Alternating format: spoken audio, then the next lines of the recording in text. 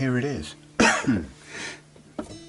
Welcome, introducing to a Reverend Eastsider. Let me have a look at this thing. Reverend Guitars, Joe Naylor, isn't it? JT, this is at least the second of his that I've seen of his Reverend guitars, and I like them a lot. But the reason I know of them, first of all, is because Joe Naylor is the guy who came up with the rail hammer pickups, which I've got and I've put in my Oakcaster travel guitars. And then I've seen the, well, based on that, I've saw them in some of the Reverend guitars. Oh no, my phone's going to be making noises, isn't it? Oh, hellfire, sorry. Hold on, I forgot this bit. Two phones making noises. And yeah, so I kind of like the look of them, and based on the quality of the pickups, I thought they'd be a good brand. And then JT brought a Reverend guitar down, which I loved. Thing with a big tremolo on it. I've forgotten the name of it actually, but anyway. So this has a very nice feel to it. It's got this lovely matte back on the back of the thing. It's got a binding, single binding, oh, back and front matte, single binding all the way around. And now JT, I know, put on, it's got an uncovered bridge pickup on here, so there's no, well, in this one there's no, I don't think it came with an original Tele style plate. I think it came with this original original bridge, which JT dispensed with because he doesn't like these little hex things for the intonation on top of here, and that, in my experience, they can quite quickly round off and become difficult to use. And on top of that, they're not sensible in that, you know, you have to physically, you have to undo them and push them backwards and forwards to where you want them, which is actually interesting because no, wait a minute, no, you don't. They're, what are they operated by? There's a, I can't really see, but no, maybe there's a screw. Maybe he's taken the screw off the back. There is a screw. Well, the screw holes, I don't know, I haven't used one of these bridges before, so, but you still have to undo this thing to unlock them, which is an added part of the process. Looking at these little things, there's screw holes in here which correspond to what looks like, yeah, the screws in here for pulling and pushing the intonation backwards, but there's no springs. I don't understand it. So maybe I'll have a fiddle with it. I haven't, as I say, I haven't seen one of these, but he didn't like it because of that. The hex locking part. And what he's done is replaced it with a simpler Wilkinson bridge with more of a standard, now I'm missing something here. Maybe I have to go back and look in the bag. I think that one comes with that one, which it does. So where is the tremolo for this one? Oh, it is. There it is. Thinner, smaller, more thinner. Now it has in it something that I know JT hates, which is a degree of woggle. So it's easy, it kind of holds in and it is suction, but you have that, there's a last little clicky bit.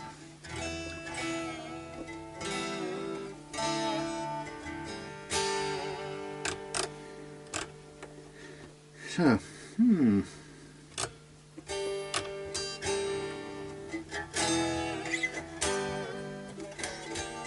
but everything else about this is lovely.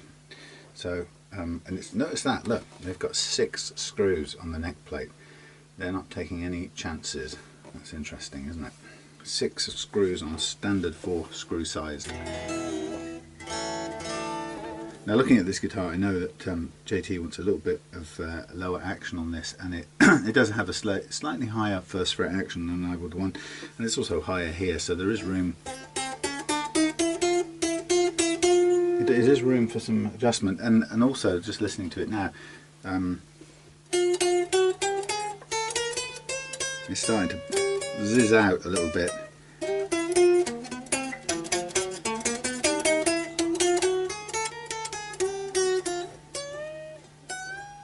Nice jumbo frets though.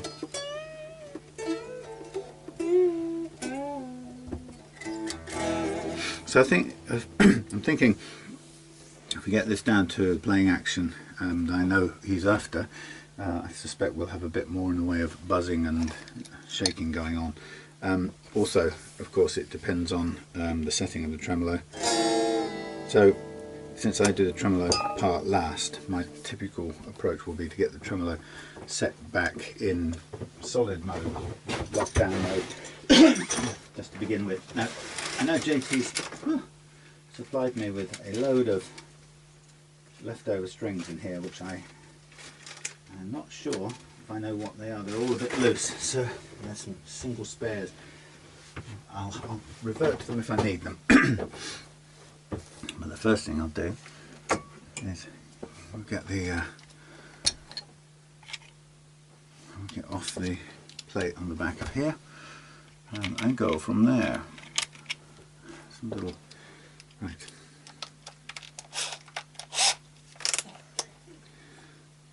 So let's do that first. So what I want to do is to dial in the tremolo claws until this is locked down, and I'll use that as a sort of start point. I mean, the reason I do that is because I could go ahead and set the tremolo first and then do the fret leveling, and I don't know why I prefer to. Okay, that's already that's already locked all the way in. That's interesting why that's the case. So that's weird. Now here's a conundrum for me. Actually, that's a very interesting conundrum. Oh, there are 5. I was going to say there's only 3. I was thinking there's no more places to attach any more springs, because the point being, if this was tilted up and it's flat to the deck, then there's no more adjustment. But there's 2 claws here, which actually instead of basically, I can take both of these 2 off and put them onto there, and that will pull this flat against the deck, and that's what we want. Now I wanted to do that under normal tuned tension, so I'm going to do that without slacking the strings off. I'm going to start by unhooking one of these, switching it over to the other place, and then dragging that long distance, and I'll do the same to this one. And it's a sort of quite a clever way of just adding the pull of the springs, but even that doesn't pull it down to the deck. So I think it's going to require a couple of extra springs in there for now. In order to, where's my trim springs gone? Trim springs, are they out here? Yes, they are. I'm going to require a couple more springs just to get this thing tamed down for the purposes that I want. It's quite interesting why that's the case. It's the first guitar I've come across where, with all the springs on, so and everything screwed into the wall, it's not, well, it may be enough to hold it down and lock down. Right, that is enough. But it's unusual. You usually will get just a combination of the trem claw being screwed in, and 3 springs will normally hold a normal setup guitar flat to the deck. So that's a little different. Obviously it's going to be, in that position it's going to be,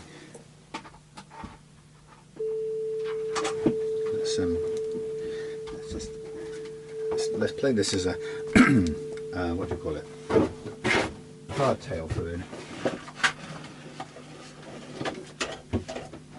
I took my BC Rich that I refretted and got for free from Mark, and took it to band practice last night, and it's the first time I've sort of used it in public in action, and I have to say the things that people had said about the pickups were true. I put them on, I put it on, played it, and it was horrible. I mean, it was nice to play, the neck was great, the refretted neck, but the tone of the pickups was just horrible in band context, so that was that. Just binned it.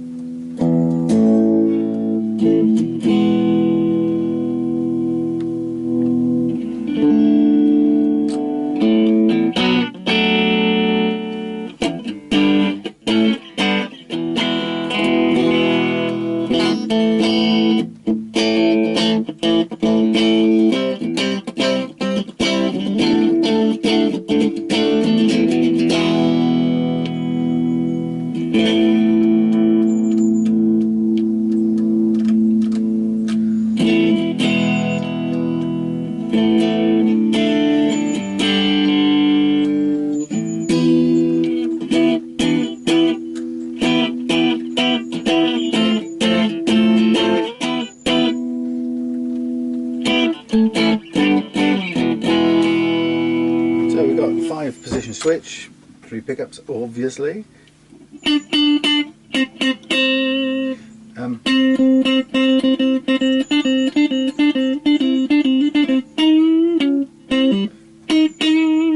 Little bit. It's just on the edge of choking out, well, losing a bit of the note on the frets. So.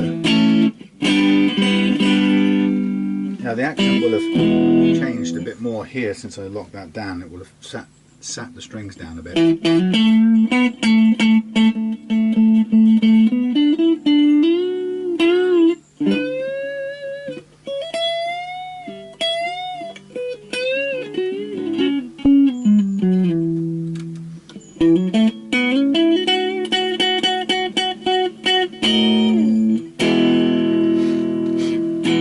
Okay, so it all works great. It's actually got nice tone. It's got. I think have I had this conversation before? I feel like I have. This is a deja vu moment. I think I may have had this conversation before with the other. Did the other guitar have 3? Oh, I don't know. 600-700 setups in. I'm not surprised. I think I'm having deja vu with some things, but this has a nice range of Telecaster style tones mixed in with strap tones as well, so it's a really nice mix of stuff. So coming back to this, somebody's taken a bit of a bash there. Why was that? Something hit it on its corner. Anyway, and there's a couple of marks here. Was that underneath? Did it originally come with a plate? I don't believe it did. No, always had a tremolo in it. Yeah. Anyway, yeah. So yeah, like it. So the reason it looks like it has had a fret level actually. Is it because I've looked at this before? I can't believe I've seen this. No, help me. If I've gone senile, that's wouldn't be surprising. So yeah, the reason I've flattened this down is because I prefer to do the setup the neck work with this flat, so there's no chance it's moving or doing anything. I can set it flat, I can set a low action here at this point, and then I can get the neck relief and the first fret action nice and low. Then it's a matter of leveling the frets very lightly here with this flat down. Now obviously it's not going to be played in that position, but if we level the frets under load with this locked down, then what will happen when I set the tremolo into floating mode is that the action will raise. There'll be no more or less pressure on the neck or the strings or anything. So the only thing that will change is the action will go up as the tremolo raises or the bridge tilts. Maybe even in this one might not change that much because it's pivoting around the front edge, and so the string saddle pivot points describe a small motion, but I can't tell you exactly what it is, but usually you get a little bit higher. Now I'm just noticing a couple of things. First, like I said, the frets have been leveled somewhere, probably in the factory. I wouldn't be surprised that Reverend doesn't do some work in the factory on the frets. The nut has been carefully hand done. The frets look like they've been leveled, and I suspect polished without recrowning, without too much time spent recrowning. You know, they're definitely not as straight out of the fretting machine. They definitely show a sort of flat spot on top in certain places. For example, you know, there's a couple here that you can see evidence, and then right up here, these last three are quite flattened on this edge. So anyway, I'm going to proceed with the normal thing of set the neck relief first under normal tuning tension. I'll check the gauge of these. I think they're 9s. Proceed with checking the neck relief, getting that, making sure that's a certain amount, checking the first fret action and the setting. Actually, I set the bridge action down here, or the last fret action, and then follow up by checking and adjusting if necessary the first fret action, and then doing the fret leveling like that, and then go from there to recrowning, re-polishing the frets, and then setting the tremolo at the end into the floating mode. So it's pretty similar to the other guitars that I've done recently in terms of process. The only difference being, you know, is the origin of the guitar, and in fact it's a beaut actually. I love the look of it. It's signed, it's number 28604 with somebody's signature on there, Pete Anderson model, designed and set up by Reverend Guitars USA. So it's made in Korea, the parts are made in Korea, but designed and set up in the USA. So, excuse me, I guess it's made in Korea, or designed in the USA, made in Korea, sent back to the USA, set up and sold, which explains why there's some fret leveling as the nut's been taken care of. And generally, you know, unless you're looking for a very low action, which I know John is, then, well, actually, it's not bad setup, but like the other Reverend, although I loved everything about its build and its tone, and the lovely tremolo it had on it and everything, you know, the action, well, yeah, so it's it's a little over 1.5 on the end here, and it's about 1 on the end. So the action is set at what I know. I guess JT set it at the action he likes, but it is a bit.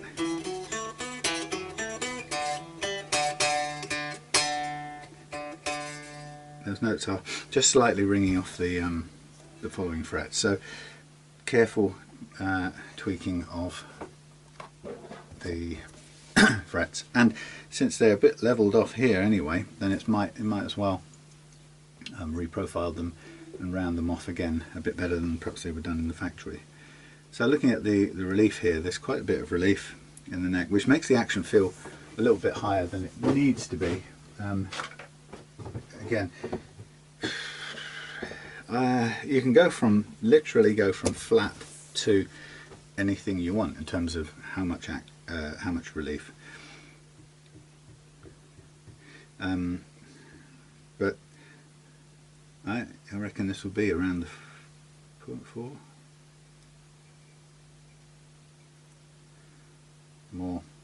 That's half a mil, which is about 0.3 more than I would go for myself. So I guess one of the things we want to do is adjust that down a bit. Now I suspect this will this be an imperial thingy? You'd think so, wouldn't you? Being designed in Korea. Oh no, made in Korea, designed in the US of A. Okay, so we want to flatten this out, so we need to counter the strings pull, and I can get in there with this, but it's not absolutely ideal because it doesn't give me quite enough leverage, and both of those, all of those are the wrong size, so this must be the right one.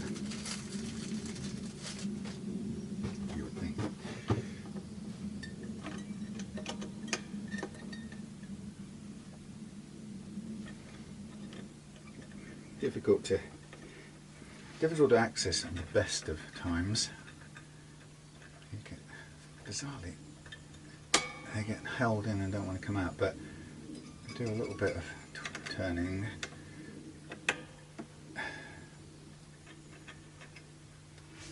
Can you let me go, please?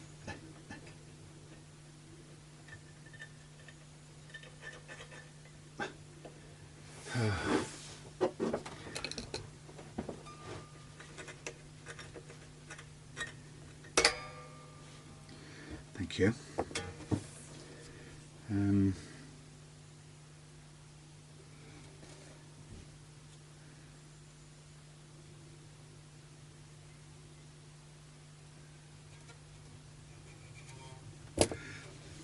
Never know quite how quickly those changes will take place on any particular guitar, so I'm just going to tweak it a little bit more and then wait. I just want to give up the bleeding hex key. Come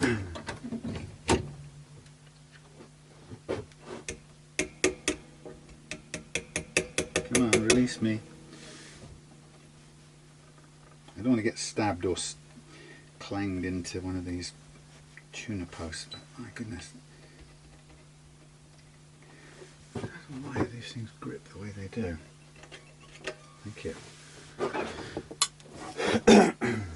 Right. So by putting some, there you go, we're down now in amount of relief. Now expect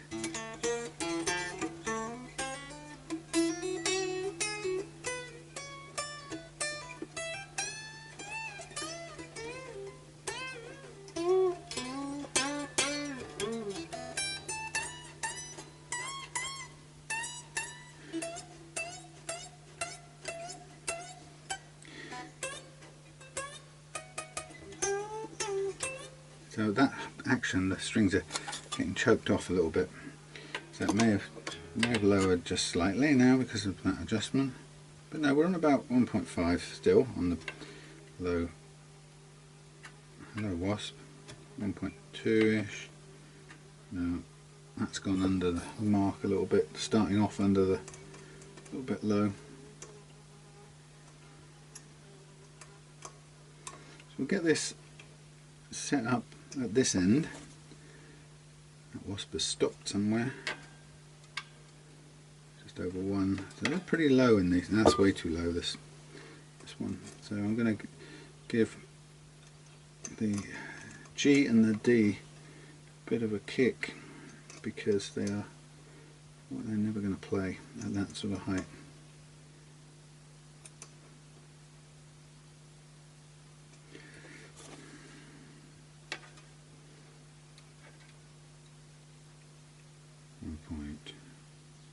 Two-ish, 1.3ish.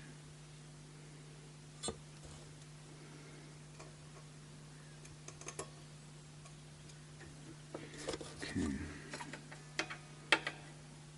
And this is under the mark as well, so it may not have been this low when the tremolo was kicked up, so we will adjust this later. I'm aiming for an action that's going to put the fret leveling on its you're not on test. So the target action we set here is what we're going to level to, and that's why it's important to get it where you want now as we level to it. And if we can, the point being is if we can make this play as well as we want with the target action now, there's 1 millimeter, there's one and a tiny fraction, the one and a bit more, right, okay. That's the target action, assuming that hoping that the relief in the neck won't change any.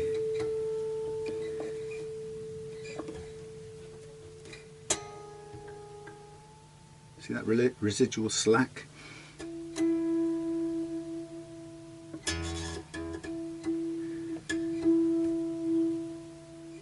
So tuned, pull. That's going to be leaching out bit by bit as you play.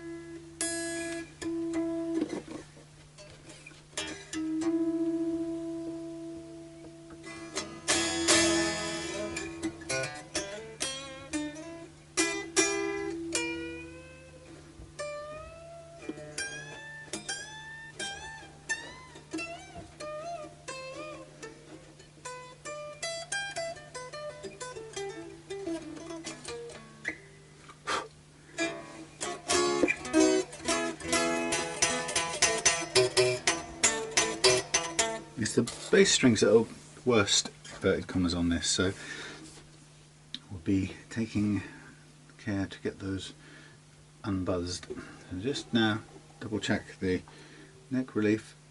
It's very little now, it's down to about 0.15 maximum or 0.2 maximum.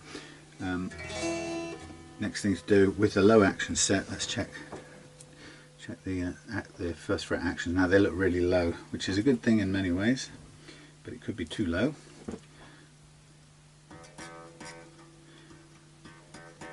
Okay, 0.3. Okay, clears under 0.3, and these are too low now on the first fret. So it's governed by the they're all pretty good. They're just a bit over 0.3. The lowest one is the high E. We've got tusk nut in here, and actually the high E is fractionally low. It's not a problem though. I'm not going to knock out a tusk nut and replace it with a bone one just for a slight being a fraction lower than I would like. It's a lot of kind of expense, and it doesn't really warrant it. It's working. The only thing it means is it's actually a little bit easier to play than all the others over the first fret, but that's it's kind of like an extra benefit. It's not a hindrance. If it was actually sitaring, which it isn't, I would consider it a problem. Now I'm going to get straight on into marking up the frets. This I'm anticipating this to be a very light fret leveling required, but with a focus on here, on the bass side. Kind of here already, that's where it has a little bit of a problem.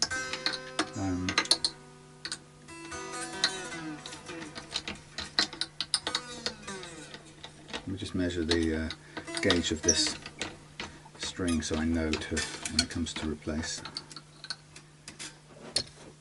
I'm pretty sure it's 9s, which is JT's preferred gauge, but it might be chunkier on this one.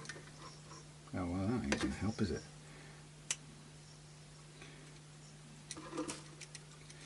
Okay. Oh yeah, so I'm lying, it's not. It is a chunkier gauge on this one. I thought it felt like more pressure. Yeah, so these are 10s. Maybe what came with the guitar, maybe. Yeah, 10s.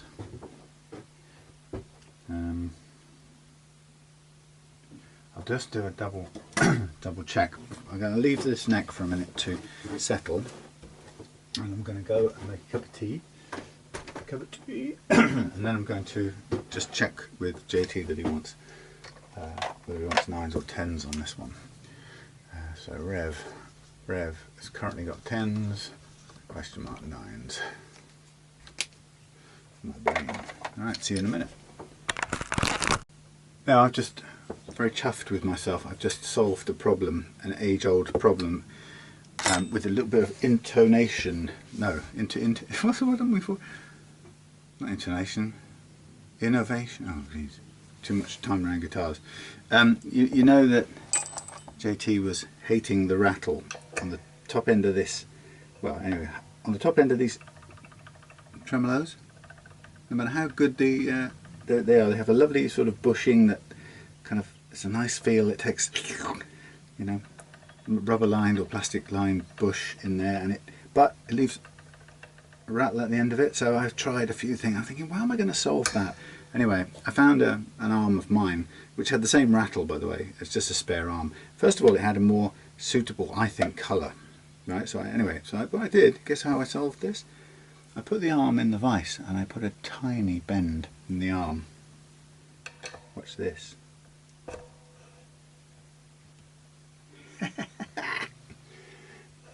No rattle at all. So there you go, a little tip. If you ever have a customer or you're sick of the little rattle you get on your tremolos, the tiniest bend on the arm will just... Now that theory is the same theory that causes strings to get caught in nut slots, right? It's a reverse principle of that. The reason strings get caught in nut slots is the nut slots are curved, wiggly. If you're looking down on them from above, they're not straight, they're slightly wiggly, and the string goes through and gets caught in those different wiggles, right? This is different. The hole's straight, so we bend the arm, and so the arm is like the arm's wiggly, goes into a straight hole, and that grips it. This is exactly what I've done here. So thank you, nut technology. Thank you, innovation. Hey, solved the problem.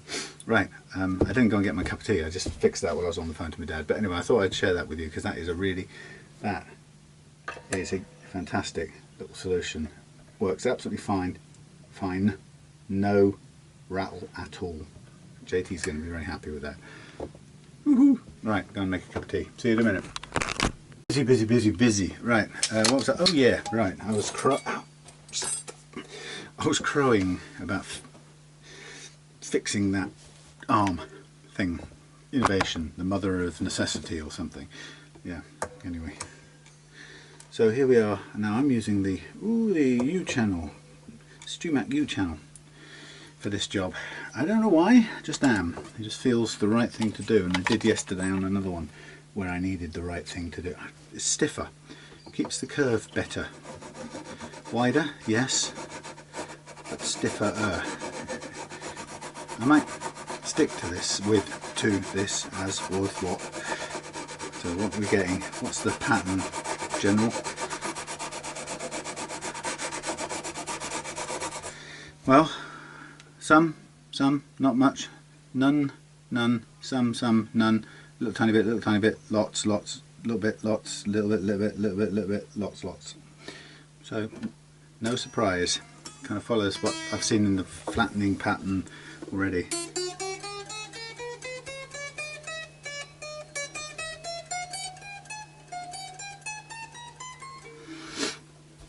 Not too bad. I'll do a little tiny bit more and then move to the B track. The thing about this U channel truss rod is it is a little bit bit wider than all the others, so it kind of, it follows the radius of the guitar, but not the frets, but not quite as subtly as the others, if you like. The thinner one. The thinner one's, it's like digital samples of a curve. The thinner one is that little bit more. Well, I suppose if it's half the size, it's twice the number of digital samples of the curve. I'm not going to draw it on the board, but if you think about pixels and anyway, enough of that. But yeah, the thinner it is, the more faithfully it can follow the radius curve of the neck. The flatter it is, sorry, the wider it is, the more it approximates the curve, but it kind of still follows it. Now, some interesting things showing up here. 3 high ones at the end here, a really high one here, a couple of really high ones here, which aren't high at the edges, but they're high in the middle here, which is probably to do with how they're seated or not seated. So that's not a perfect fretting job, Mr. Korea. That's a fact.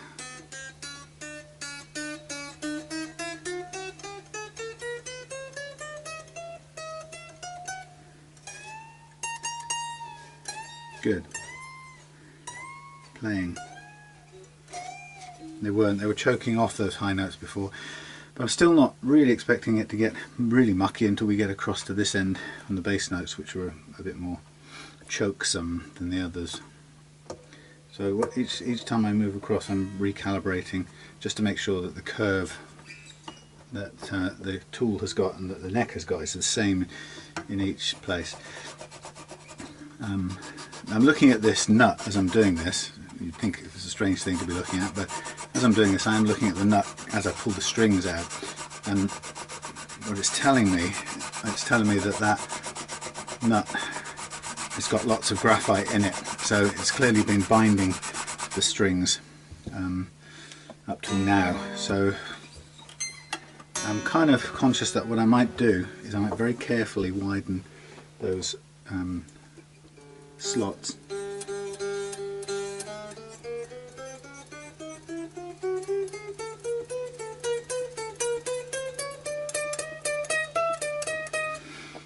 Yeah, I might just widen those slots to ensure that that isn't going to happen. Okay, what are we on here? We're on 1mm, which is, for a G on this, it should be a little bit higher than that actually. Are we going Korean American? No, we're going Korean English.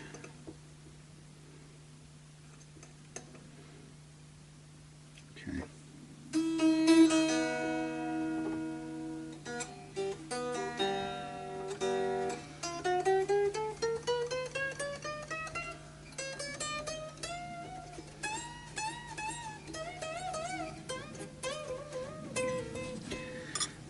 Do a tiny bit more on that one.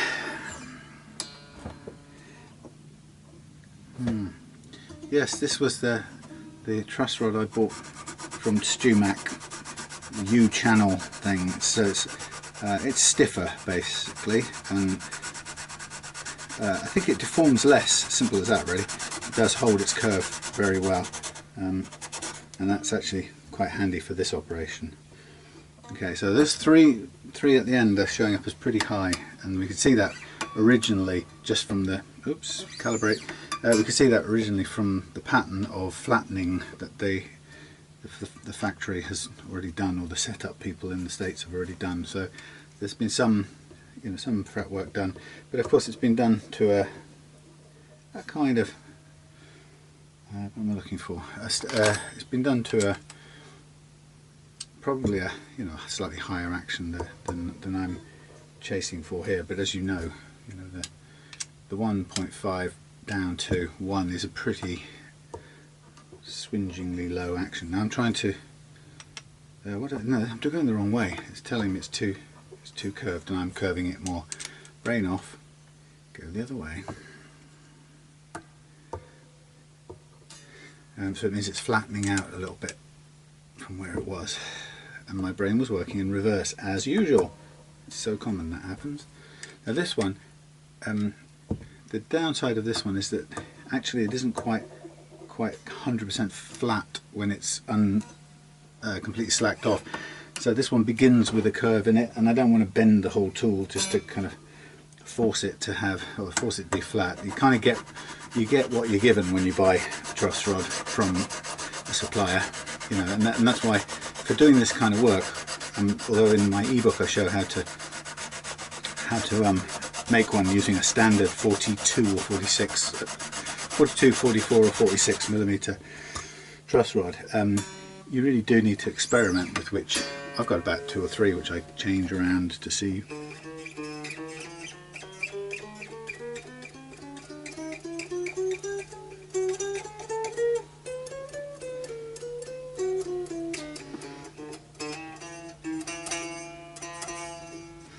Let's see what's happened to the relief on this neck. Yeah, actually that has continued to, interesting, that's continued to adjust.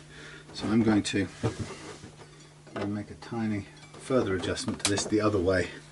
I don't want it to be quite as flat as that. So that's interesting how that's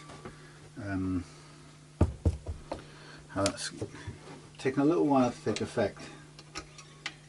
Is this the case that sometimes happens? I'm going to go back by about an 1/6 of a turn, I would say. What that was causing was, it's relieved it now, it was just a slight buzzing on the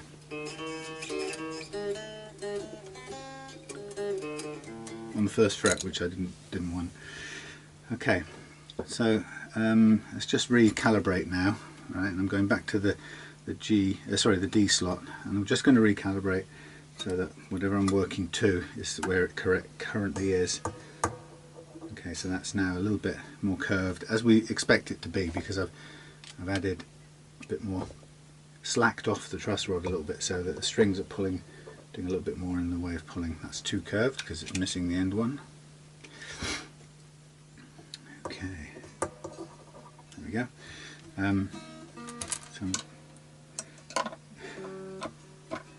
going to focus down this end as well, really. Okay. Yeah, that thing, yeah, you kind of get what you're given, and no 2 truss rods are exactly the same, even if they come out the same factory. Some are straighter than others, some feel a little bit more flexible than others, straight from the factory, and you have to work with what you get. But it's you can play around and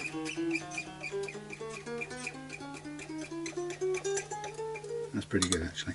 You can sort of experiment, and you'll get to the one that works for you, as I have. You can see quite a lot of cutting down here. That's there's no doubt about it. That's not at all level enough to have a really nice low action. So, you know, whatever the guys at the setup have done, they've done it for a higher action, and I think they've probably radius blocked it, which is pretty common, I think, these days. It's a very fast way of doing it, and you can just kind of run the block over it quickly and be out the door without wasting too much time. And I think, you know, I'm not criticising the factories for that. I think it's a good commercial compromise, basically. I think the player would much rather have a playable guitar at a lowish, pretty low action, but with a little bit up here. Yeah, but with a slight flat spot on it, as long as it's polished off. The player would typically rather that than not be able to adjust the action and be stuck with a really high action. That's going to put them off early on. Now this, I'm going to focus a little bit more by just pressing a little bit harder on this end. I'm trying not to deform. I'm not really aiming to deform the truss rod any. I'm just kind of letting a little bit more energy work on these last frets, which they're partly to blame, but actually there's some low frets here, and it's often the case that just around this point you get some low frets just before the last 3 or 4 high frets, which causes that little buzzy bit up there. I'll just double check the action while we're at it. That's really low actually. So that's changed a tiny bit with the adjustment. So just to be on the fair side, we want to get this. All that happens if we're moving the action around here, by the way, all that's happening is we're changing our target. Okay, it's a little bit over now. Yeah, it's not a big deal in changing the action. It's not making a massive difference, other than we're just easing off the target. If we left it where it was, it just means we're being a little bit unrealistic in the aim that we're aiming for. You know, we're trying to get a millimetre out of the bass note, bass strings, which is too far on a guitar like this. Just about doable on an SG with a nice neck, but you don't want to be chasing that on a guitar like this. So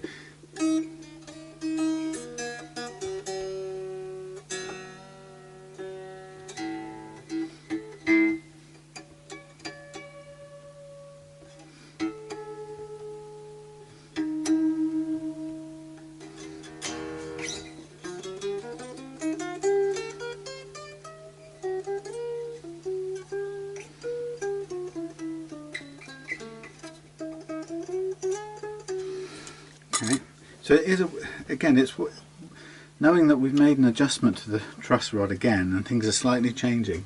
It is a case of keeping an eye and knowing that means the action's just fractionally changed, which means that, like I said, the only thing it actually means is if we carry on chasing that, trying to level to that action that's now currently set at, it's just a little bit unrealistically low. So it's just knowing that those things are interrelated, interdependent, I suppose you could call it, and then knowing to make adjustments. And the main adjustment here is just to alter the action a little bit so that we're not chasing an impossible target. 1 millimetre at the last fret on a Telecaster style guitar isn't that feasible. It kind of feels too low, and for a guitar with this may be a 12-inch radius, I'm not sure, but by the way, for those who are interested, there's a lot of cutting on these two here, and we do have low frets here. We've got a slew of low frets here that are making the following ones high. So for those kind of interested in compound fractures, no.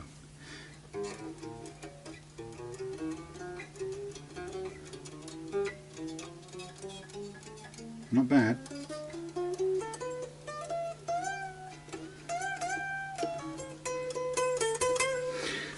For those interested in compound radii,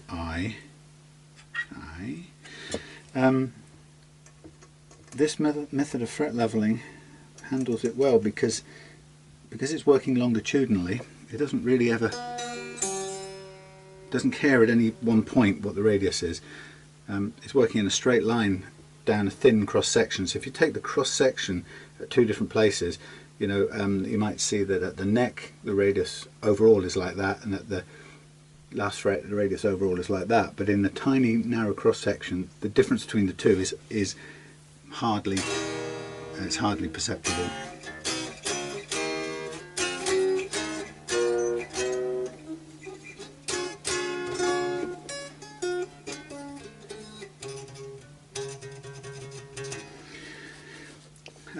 Yeah, it's hardly imperceptible is the word I'm looking for. Anyway, so it does deal with the compound radii pretty well. The difficulty for me comes when if I'm refretting a guitar and somebody wants a compound radius. I don't have the means to do that. I don't even know how it's done in the factory, to be honest. But it's not. I mean, it would be CNC obviously, but computer something navigationally controlled. I don't know. Anyway, but yeah, it's not something that I can do. So the best I can do usually is to level in a fashion that respects that radius, or that compound radius. Okay, so I'm just looking at all of these here, and we should be okay now. But there's I wish I could get a good quality picture.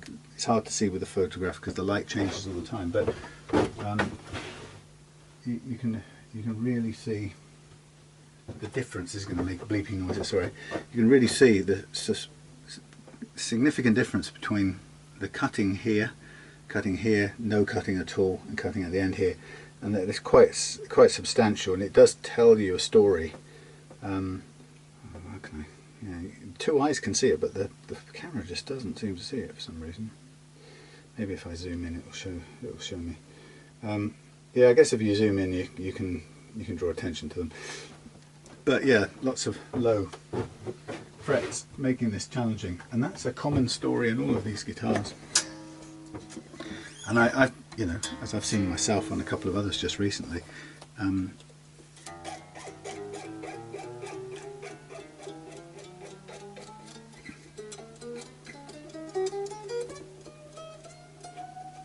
right, that's good for me.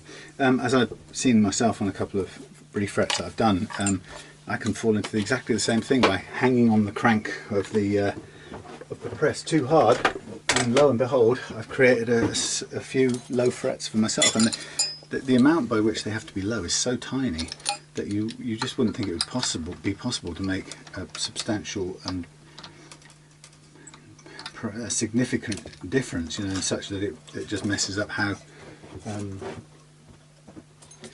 you know, it creates a problem for you in the fret leveling department. But it is really easy to do, and the problem with hanging on a fret press like this is, unless you have a sort of consistent thing and it's a machine done thing, or you build I suppose a jig with a poundage gauge or something on it, which is a bit more complex than I would like to go. But unless you do something like that, you aren't really able to control precisely the poundage that goes into it. And I think the thing that's surprising is just how little of a difference, or little of a difference in poundage is required to press something maybe a 1/10 of a millimetre further in than something else, and that alone creates quite a challenge at the fret leveling stage. So I get a feeling that for JT, I know I'm a fool for these Tusk. Well, I didn't like that. Okay, well, just as well it's done its business anyway. It's often the case, this string breaks on the string breaks when they've been clamped with locking tuners. They crimp them so hard that they have basically a weakness at that point, and you start undoing them, messing around with them, and they're going to break really easily.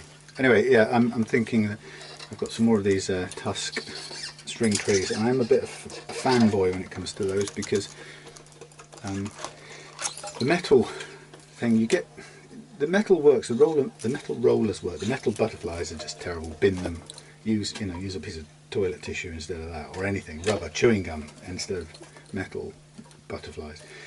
But when it comes to the roller versions, they aren't bad. I can't get this out without poking. They aren't bad, but where they fall down is that they often, when you start bending, they can often kind of creak and ping, which adds a sort of quality to the whole thing that you don't really want. So, and they're a bit chunky as well, because they're not, these are Chinese made things and they stick up pretty high. So the good thing about Tusk ones is that they're much more respecting. A bit of dead hacksaw.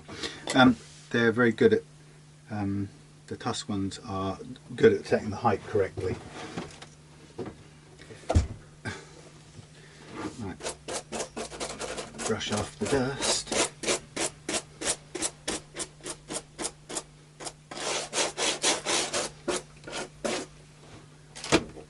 Brush off the dust. Right, now I'm looking at the time. Right, and I've got about 20 minutes. I'm just going to do this thing here, the crowning part. And now this is it. I've said this a few times on JT's guitars, because most of them, is it? If not all of them. Yes, all of them are maple fingerboards. And I say to people, unless you've got a steady hand and you're fairly confident in your ability to draw a line, you might consider masking off the fretboard before you do this, because it's not impossible to get marker pen off maple, but it's a bit of a pain. So anyway, I'm going with the jumbo side of things here, and let's see. Yeah, these are quite these. See, so what I'm looking at now when I'm reprofiling these, I'm looking at a mixture of what I've done to them and what was done before, with probably, as I say, with the radius block. So anyway, it doesn't really matter who did the flattening. The job now is to round them off so that they reassume more of an arch form, which brings the intonation point back to the centre of the arch as opposed to moves it to the edge of a flat spot. Which, if you've got a flat spot of about 1.5 mm, which you sometimes can do, that's actually quite a large amount of movement of the intonation centre of the fret, and it graduates, it moves towards the bridge side of things. So look, I'm hardly having to do anything here because these frets are a bit low. So you can see that I just kind of skip over the top. If there's any flattening at all on them, it's because they were levelled before to some degree, but obviously not. They're also flat. That's very low, which is not great. So and you kind of know where the flatter spots are, and you have to work them a bit harder, carefully.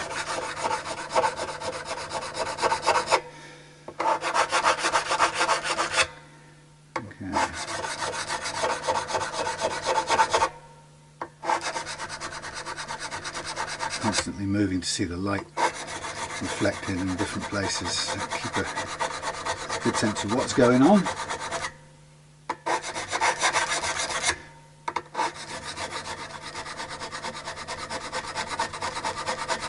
Now when I put the video up for this, I will of course put the name Reverend Eastsider up, and Joe from Reverend Joe Naylor, yeah.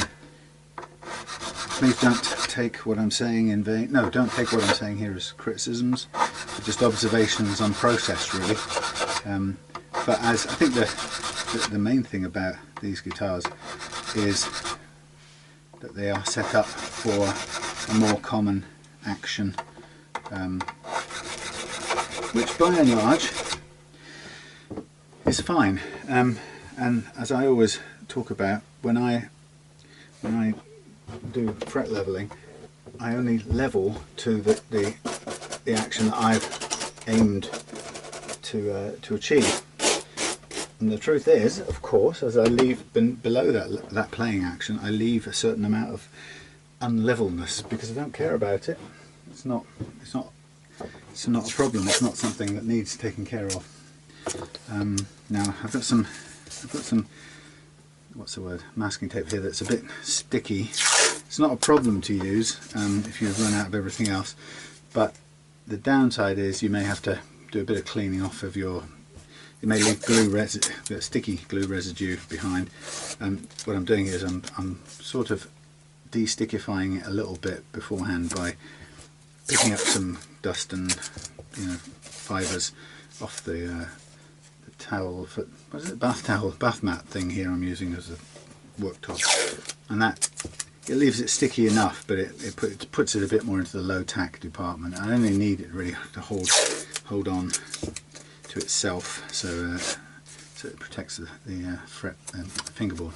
So yeah, if you feel it's too tacky and sticky, just kind of partially de-stickify it like this. It doesn't use, no, that's too much de-stickify, but the downside is unless you've got to start with a reasonably clean surface, because you can pick up bits and put them on there, and the only risk is that if there's a little metal bit or something you don't notice, you don't want to be pressing that against the fretboard as you're kind of rubbing your sandpaper up and down. So just be conscious of anything that picks up with your slightly de-stickified paper. Small details. I mean, of course you can go and, if you only do this once in a while, you can go and buy the custom cut stuff especially for doing guitars, but you won't get much change after a while of doing that. So this is obviously the low cost approach for people who are going to do either loads of their guitars or loads of other people's guitars. You can't really afford to buy custom made stuff. Right, so at this point I've got to shift and cut some stuff to the right size for this job, and I've got a slightly different board at the moment that I'm using because the other one started to fall to pieces having cut so many things. This is also shorter, sorry, wide, not as wide as my other one, but it does the job. And I tend to ditch any leftover bits from before and start again because it's sort of easier. Now this will also partly help to remove some of the stickiness of this. Sort of press it down on there once, and we'll cut it into strips appropriate to the narrowing gauge of the frets. No, you know what I mean. That's the only annoying thing about this kind of stuff. Yeah, we'll cut narrower strips to reflect that the frets spacing is reducing, so that the amount of fingerboard to be covered is also reducing as we go up the neck towards the body end.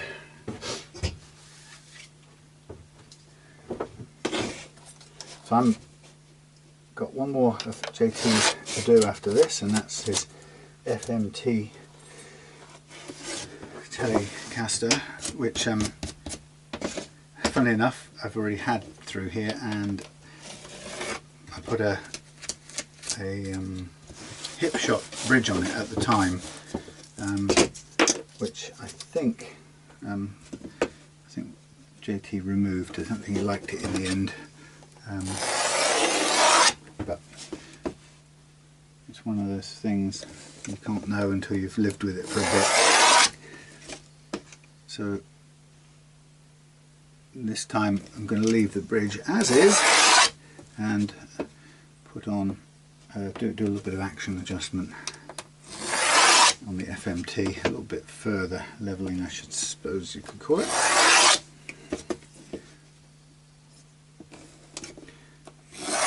And then JT's coming up on Sunday to collect all 4 guitars.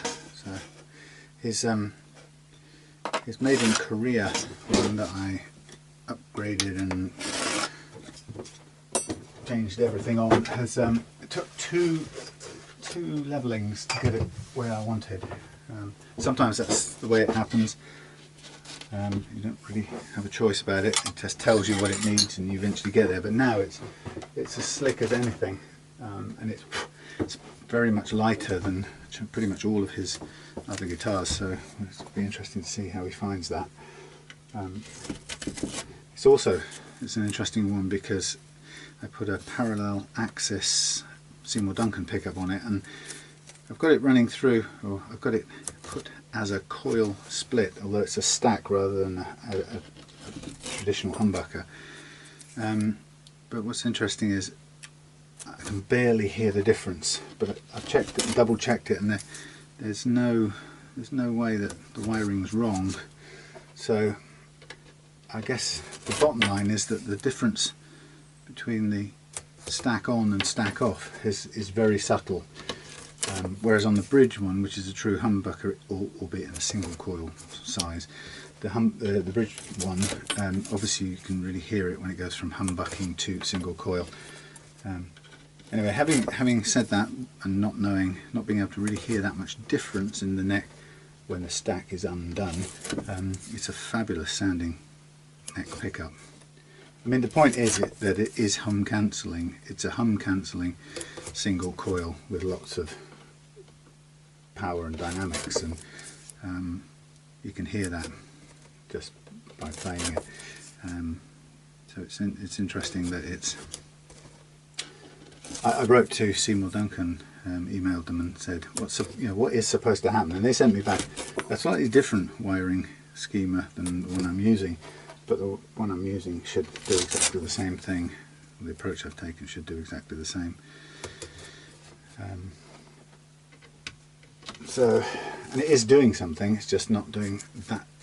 It's not, the difference is not that stark or outstanding that you can really tell. Now, I guess if you lived with it a long time, you would probably start to be able to perceive the difference a lot better.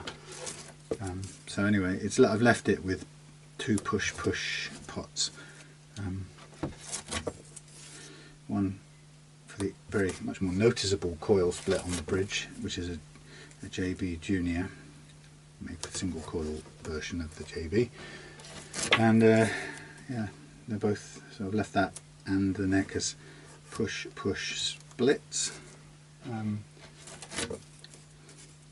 it's a very interesting combination of tones. Okay, so as you can see, bored you to tears with the whole process of masking this off, just to give you kind of an idea of how long it takes to do. You know, obviously you don't want any chance of this tape giving way and you sanding onto the nice maple lacquer on top of the maple, whatever it is, whether it's very thin or barely there at all. You just don't want sandpaper scrapes or dark muddy patches where the fret dust has gone on there and dirtied it. So it's very important to stick it out to the end of this process, even though it's sort of tiresome. The number of times I've done this. Some people like to use the fret protector strips and do 1 fret at a time. I've tried that, and for me it seems a pretty unsatisfactory process. It takes a lot of time. I don't feel that I get the same even kind of treatment done on every fret that I do, whereas this treats the whole neck as one. This is actually quite useful, this wider tape, now, because I can get a complete sort of protection of everything I want without so many strips. And it's pretty thin stuff, but it does a good job of just covering over, and I can throw a fair bit that way as well. Keep as much goo off this as possible. It's not very sticky, it's like sort of baking paper or something. I think a greaseproof paper or something. Anyway, but that's sort of a good place to go. Get this out of the way. Crunch, and we're ready to do. Now I'm looking at the time, and I think I'm going to leave this till later, but I have some pre-cut sandpaper ready to go. My 3 grades, 2 sheets of each, 600, 1000, 1500, and then followed off by going over with micro mesh from 1500 to 12,000, which ends up being a good polish at the end of it. So that's all that ready to go. Yeah, so I'll see you a bit later on for that. And oh yeah, what I was going to do is I was going to take very careful, do a little bit of slot widening here. Now this is quite handy because there's already graphite or goo in the bottom of these slots, so I can stop before I find myself cutting any deeper. But I'm just opening up the slot basically, because at the moment it's looking a bit choking. Okay, so again, just being very careful not to deepen it at any point. I'm just reducing the amount of contact material, because it doesn't need to be such deep canyon-like slots, and you can sort of tell because of the amount of graphite that's looking up at you from the bottom. Now that isn't a massive amount, of difference, but it's just enough to probably make it a little bit easier, free-flowing, and to avoid problems. And graphite, this stuff, whatever it's called, it's actually quite hard to work, believe it or not. Tusk, I mean, it's good, but it's chalky compared to bone. Believe it or not, bone's less. No, this is fibrous actually. That's more like it. Bone is chalky, dust, more like powder. There's a kind of fibrousness about tusk which makes it clump together a bit. But what I'm just going to do before I finish up is I'm just going to take some of the bulk off this because it doesn't need it all, and it's quite square.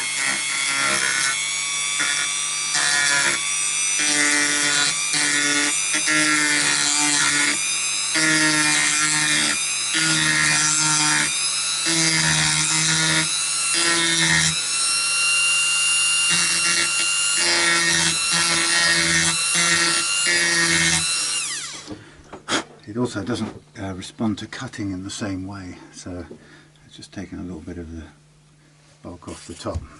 But yeah, it has a different response to being worked, whereas that would have, using the Dremel there, would have rounded that off nicely or sloped that off nicely if you were working with bone. But this is quite a bit more resistant to working. It's also, I find it harder generally to use to get the right depth in the slots as well, which is why I don't like to use it very much. I mean, I'm using it because it's here and it's pretty much spot on. But okay, that's where I'm going to stop for now. I'll see you later on. Okay, so having polished out all the frets and restrung now with 10s, going to just stretch out the strings.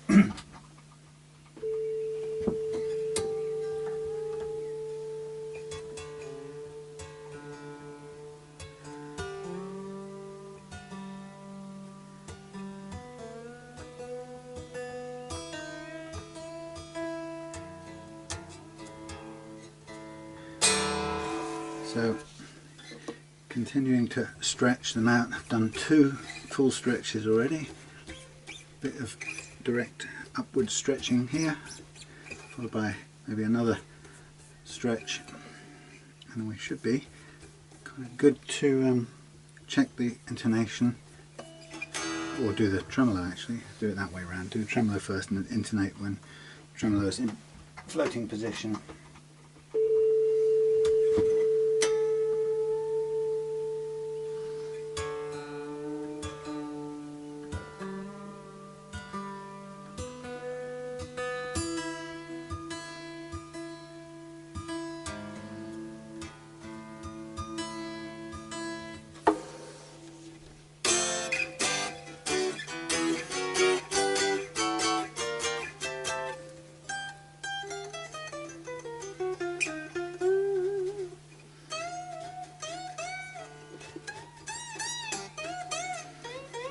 Very low.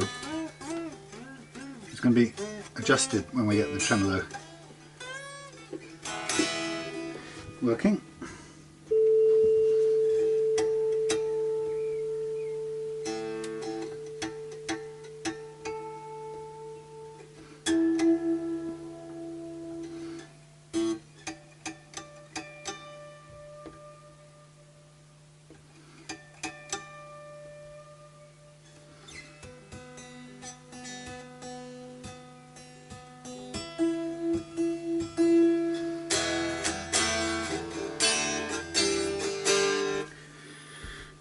Okay, so let's get straight into that next bit, which is the, oh look, we fit our new perfectly fitting tremolo with the nice cream thing.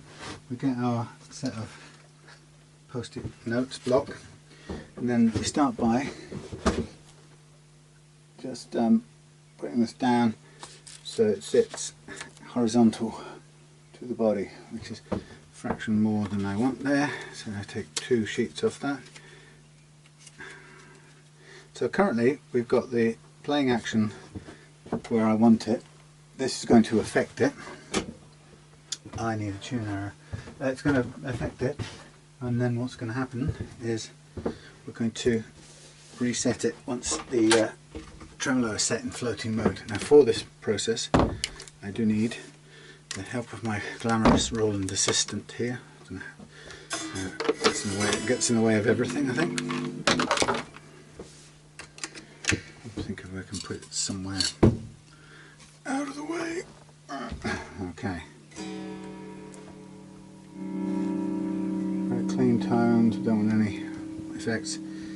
Now I'm going to get the tuner up.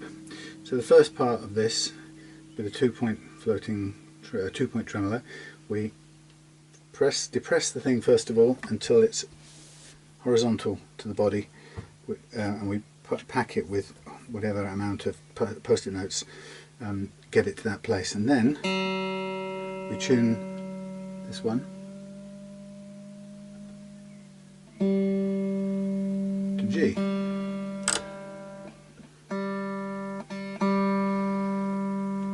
Okay, then we take this and we press down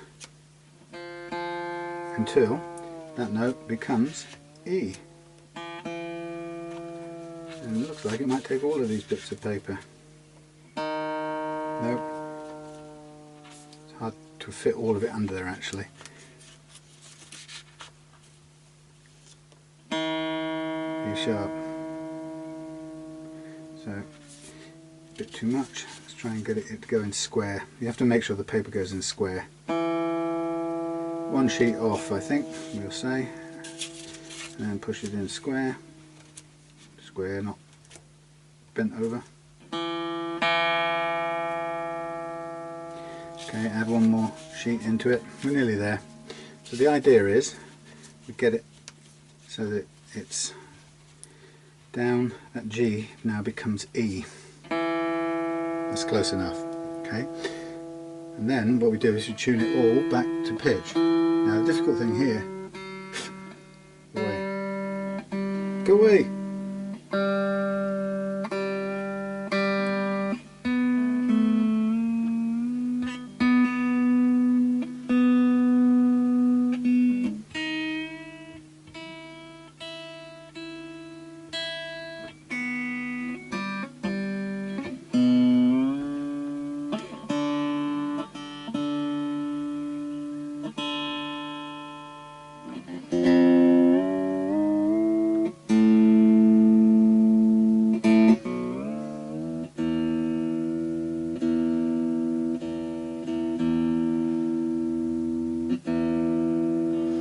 Once you've got it to pitch, there you go.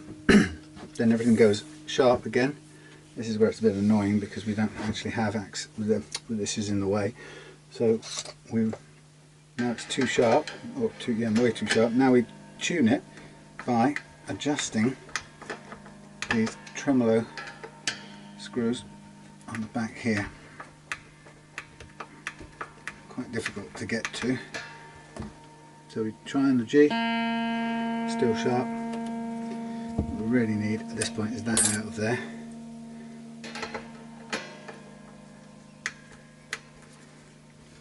Quite difficult to reach these tremolo screws because they don't actually, there's always something in the way of them, so you have to be quite a mixture of push in a lot as well as turn.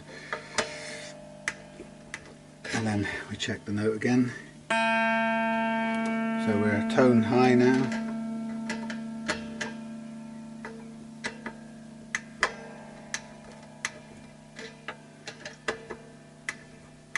I'm trying to do it in such a way that it's coming out equal amount both sides. Still sharp, you can see, but we're heading towards G.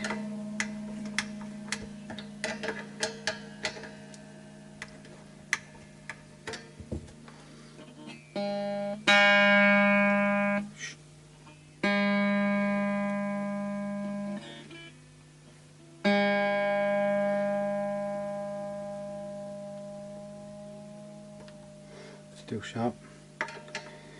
Down a little bit more. Not a lot more though.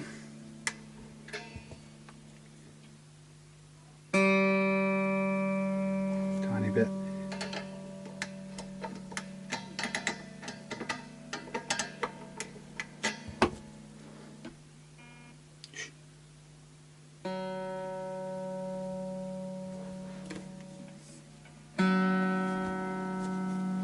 Back in. There comes a point where it starts to alter very quickly. There we are, G. That means everything else is approximately in tune. So then we tune again.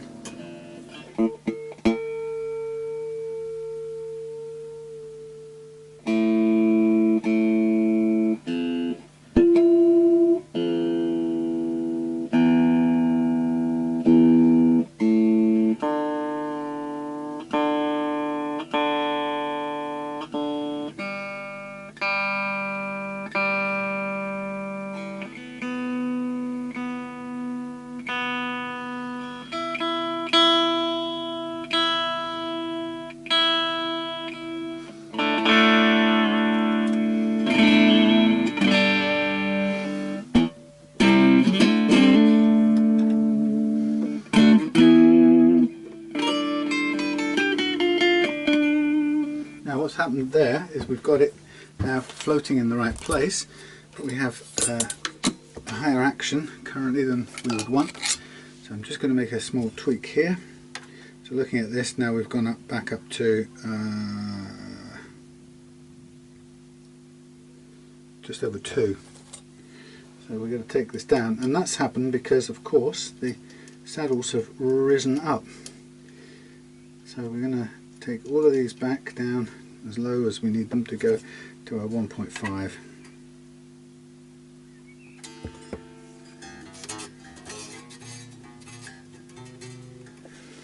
Just a bit under. And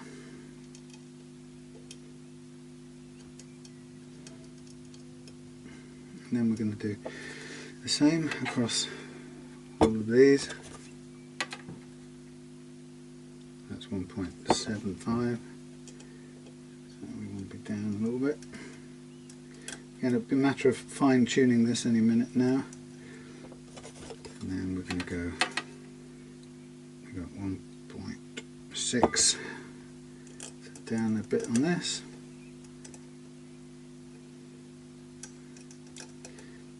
Down a bit on this. Down a bit on this. 1 point. So we're now on 1.25, which is a little bit low. So quarter turn up, then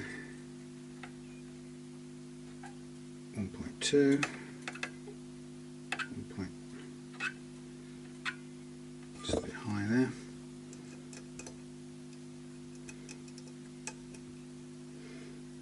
And finally the top one. Again, I'll fine tune this. That's actually a bit too low now, but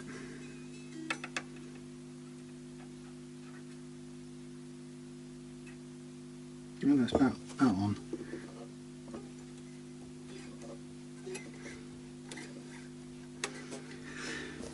Right, I'm going to stop any second now. Let's just get this tuned up again.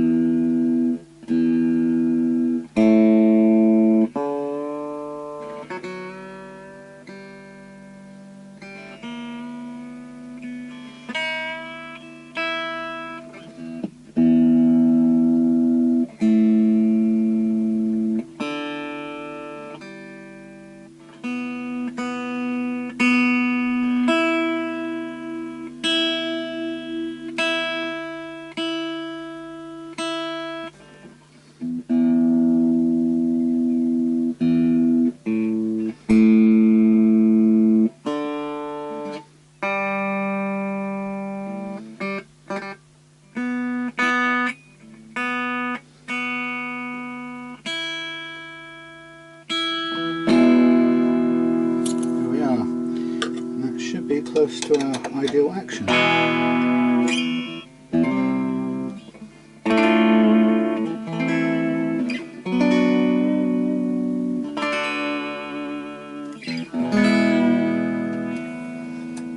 Alright, well, while we're here, let's do the last of the little things.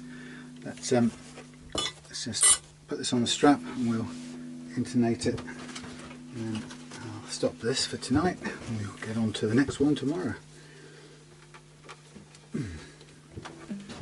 Okay, nearly there.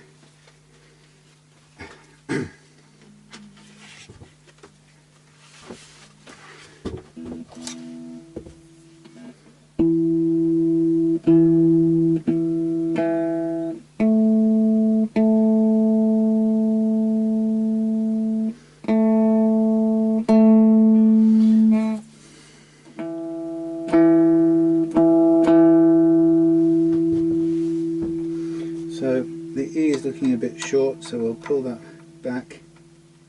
It's actually compressed right up against the spring at the moment, so if we need to do any more adjustment, we're going to have to take that off. Oh, pain in the butt. That'll cost us. That's too long. Was it too long before? I think that's what I was doing, wasn't it? Me and my lefts and rights. Let's shove it out this way a bit more.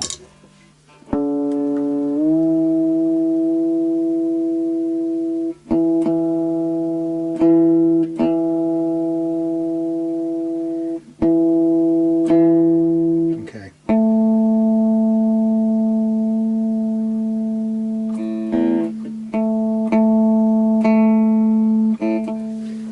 Too long. Yeah. That doesn't make sense with the way things are here. Let's try the others first.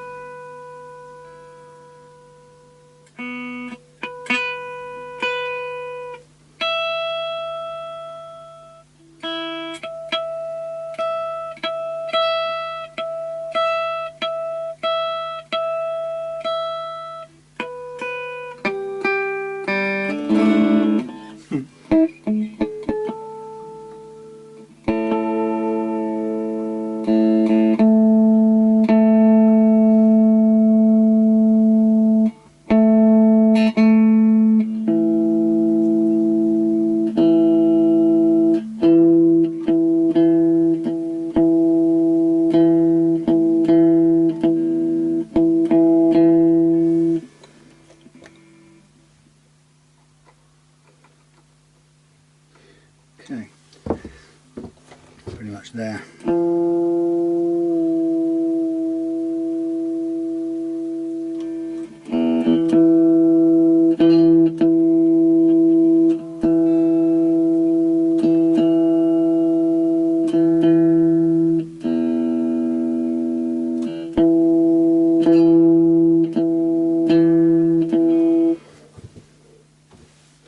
Oops, I'll go backwards again. I made it a little bit too long there.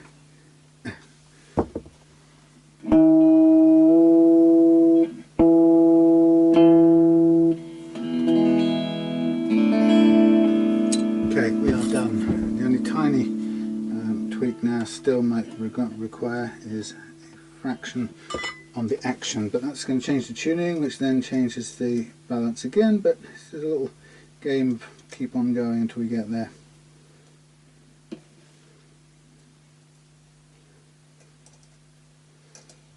See where we get to.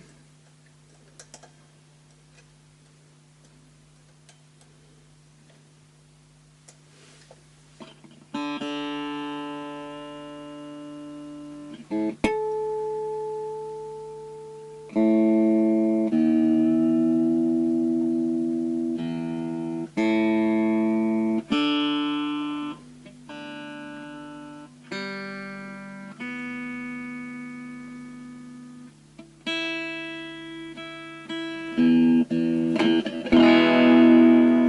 we have it, the Reverend.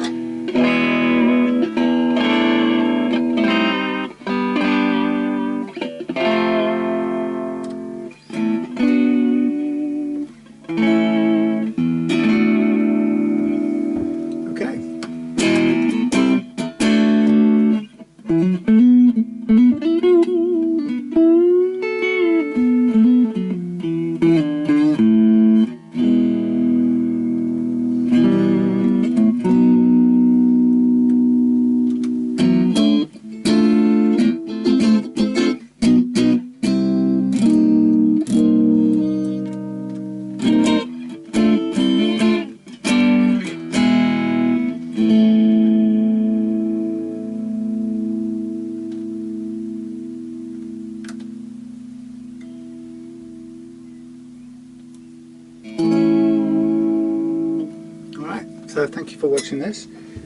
That's time to stop and move on. And there we are, Reverend Eastsider. I shall take that in the house right now, but well, I'll put the backplate on, but that's it for now. See you on JT's next one.